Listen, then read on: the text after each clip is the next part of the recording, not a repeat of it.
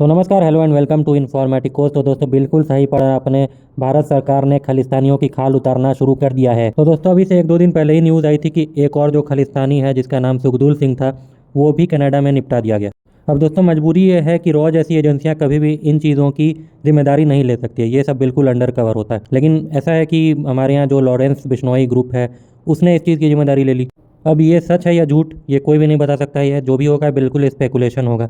कई बार ऐसा होता है कि जो खुफिया एजेंसियां होती हैं ऐसे ऐसे गैंगस्टर ग्रुप का भी सहारा लेती हैं। तो ये भी हम लोग कभी नहीं जान पाएंगे कि ऐसा आखिर हुआ था या नहीं हुआ था। लेकिन बात तो बिल्कुल सच है कि दो खालिस्तानी लीडर मारे गए हैं। अब देखिए कनाडा ने भारत पर क्यों आरोप लगाया कि देखिए जब भी कोई खुफिया एजेंसियां काम करती हैं तो इतनी सफाई से करती हैं कि कोई प्रूफ मिलता ही नहीं है। तो बस कनाडा को जब प्रूफ नहीं मिला तो उन्होंने मान लिया कि ये रॉ ने करवाया होगा। मतलब कनाडा के लिए प्रूफ ना मिलना सबसे बड़ा प्रूफ उनको नजर आ रहा है। अब कनाडा की स्थिति देख करके मुझे हंसी लग रही है और मैं बिल्कुल दिल से ऐसा मना रहा हूँ कि एकदम रॉ ने ही ऐसा किया हो। और अगर रॉ ऐसा करवा रही है तो और ज़्यादा करवाए। बहरहाल देश के भीतर में भी खालिस्तानियों पर डंडा चलना शुरू हो गया है। अब ऐसा क्या हो रहा है तो देखिए जितने भी खालिस्तानी हैं वो सब के सब हैं तो भारत के ही। तो यहाँ से वो लोग जैसे भी हो फंडिंग होकर हो, फर्जी डॉक्यूमेंट्स लेकर हो, इसके अलावा कुछ ह्यूमन राइट्स का वायोलेशन वो लोग लिखवा लेते हैं वहाँ के लोकल एमपी से जो कि खालिस्तानी मिजाज के होते हैं। तो ऐसे करके वो लोग फर्जी डॉक्यूमेंट्स के माध्यम से कनाडा में जाकर के बस जाते हैं। अब कनाडा इतना आसान स्पॉट क्यों हो गया और अच्छा स्पॉट भी क्यों हो गया? तो इसका सबसे बड़ा कारण है कि वहाँ के जो जगमीत सिंह हैं उनकी एक न्यू डेमोक्रेटिक पार्टी है।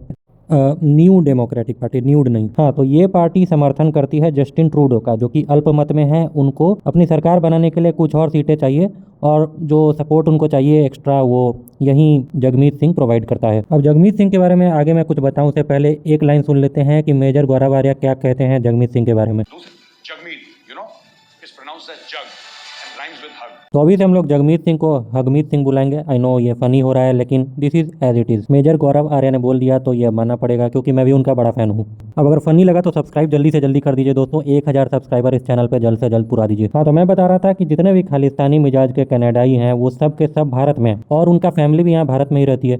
और वो लोग क्या करते हैं, पैसे भेजते हैं यहाँ पर और उसके अलावा उनकी ज़मीन जायदाद भी यहीं पर है। अब भारत सरकार ने एनआईए को लगा दिया है और आपको पता है कि एनआईए दुनिया की सबसे बेहतरीन एजेंसियों में से एक है। 99% कन्विक्शन रेट ऐसा शायद ही किसी एजेंसी का होगा पूरी दुनिया में। मतलब साफ है कि एनआईए कोई ऐरा गैरा केस उठाती ही नहीं है। मतलब जो केस उठाती है वो मुकाम तक पहुंचता है। अब देखिए जिनको लग रहा है कि एनआईए ने आज ये सब केस उठाए हैं, ये बिल्कुल आपकी गलतफहमी है। एनआईए इस पर सालों से लगा हुआ है और डेटा इकट्ठा कर रहा था। भारत सरकार सिर्फ सही मौके का इंतजार कर रही थी।